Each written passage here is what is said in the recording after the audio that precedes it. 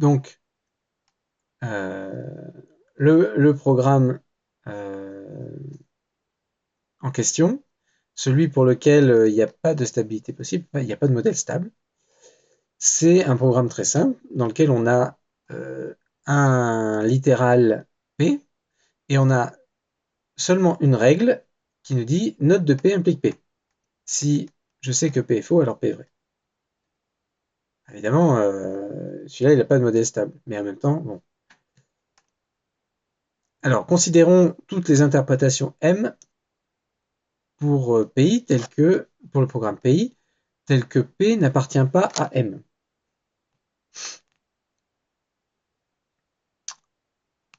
Donc voilà, on prend une interprétation, on essaie de savoir pourquoi il n'y a pas de modèle stable. Donc on prend une interprétation, n'importe laquelle, M, mais quand même, on va faire une première hypothèse sur cette interprétation un peu quelconque, qui n'est donc plus tout à fait quelconque, c'est que P, alors on suppose du coup que P ici c'est un atome clos, sans variable, et donc on suppose que P n'est pas dans M.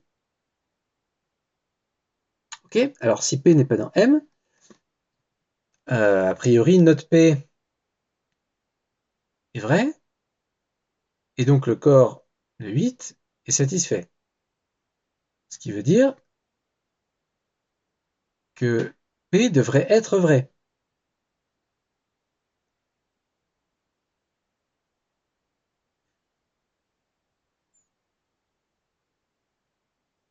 Pour que M puisse être un modèle de PI. Mais alors du coup on est en contradiction directe parce que si P est vrai, comme P est un atome clos, P devrait être un élément de M. On a dit que P n'était pas un élément de M. Donc cette hypothèse-là, elle n'est pas vraie, elle est fausse. On ne peut pas supposer qu'on a une interprétation dans P qui soit un modèle avec P n'est pas dans M. Alors on fait l'hypothèse inverse. Donc on prend M' en supposant que P est dans M'. Alors si P est dans M', bah, notre P du coup est faux, puisque, bah, voilà, puisque P est dans M', puisque P est vrai, notre P est faux. Et donc notre règle est satisfaite, puisque notre P est faux. Euh, non, pardon, puisque. Non, non. Attends, donc on fait, je reprends, on fait l'hypothèse que P est dans M', et dans l'interprétation qu'on est en train d'étudier. Si P est dans M', notre P est faux. Et donc si notre P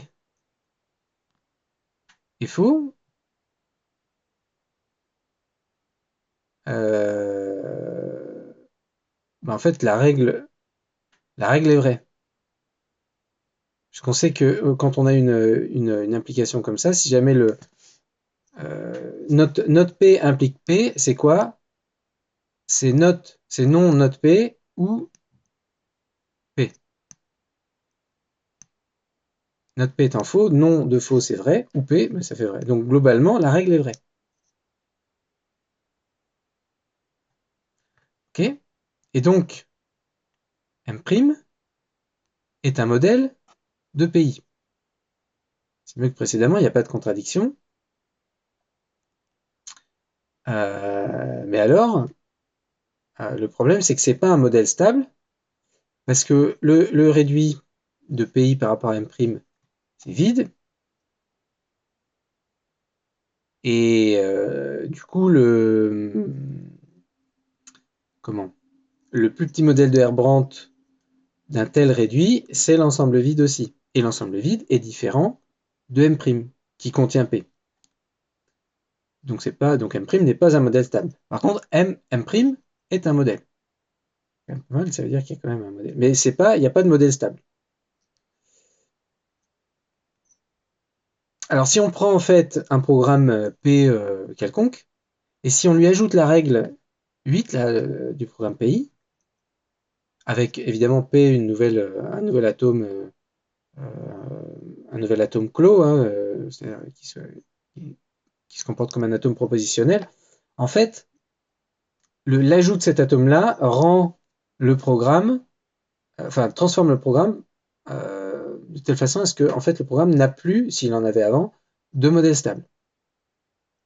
Il n'a aucun modèle stable. Donc, l'exemple est le suivant, c'est l'exemple du programme PS. On a 4 règles. Donc, on a node Q implique S, on a node S implique Q, on a Q et node S qui implique P, et on a S et node F qui implique F. Alors, si on fait les calculs, on trouve que PS a un unique modèle stable M1,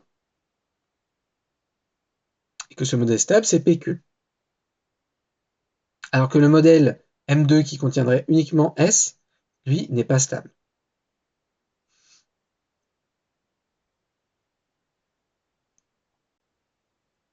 Donc, pour M1, alors pourquoi? Alors pour M1, PQ, donc modèle stable, il faut calculer le réduit. Le réduit, donc j'ai P, donc à chaque fois que j'ai non P, j'enlève la règle complète. Donc là, j'ai pas non P. Mais par contre, à chaque fois que j'ai Q, j'enlève la règle complète. Donc j'enlève R1. Et après, j'enlève node S, node S, node F. Donc j'ai Q. J'ai Q implique P et j'ai S implique F. Et le modèle, le plus petit modèle de R-bande de ça, c'est forcément Q. C'est forcément Q et P. Là, je fais les itérations de mon calcul d'opérateur de conséquences immédiates. Et puis c'est tout. S implique F, je ne peux pas m'en servir parce que j'obtiens jamais S en fait au cours de mes calculs. Donc c'est PQ, le plus petit modèle. Et PQ, c'est le plus petit modèle, c'est justement égal à M1. Voilà. Donc M1 est bien stable. Si par contre maintenant je prends le modèle M2 égale S, donc j'enlève R2 et R3 dans un premier temps pour calculer le réduit, et puis après du coup j'enlève note Q et note F, donc j'ai un programme qui se contente de S et de S implique F, voilà, c'est celui qu'on a ici. Et le plus petit modèle stable de ça, c'est S et F, mais S et F, c'est différent de S, donc M2 n'est pas stable. On note aussi d'ailleurs que M3 égale SF n'est pas stable non plus. Pourquoi? Parce que puisque j'ai F dans M3, j'enlève R4. Du coup, il ne me reste plus que S dans mon programme réduit, et donc aussi dans le plus petit modèle Airborne de ce programme réduit. Et comme le singleton S est différent de l'ensemble SF, eh bien M3 n'est pas stable. Voilà pour ces exemples.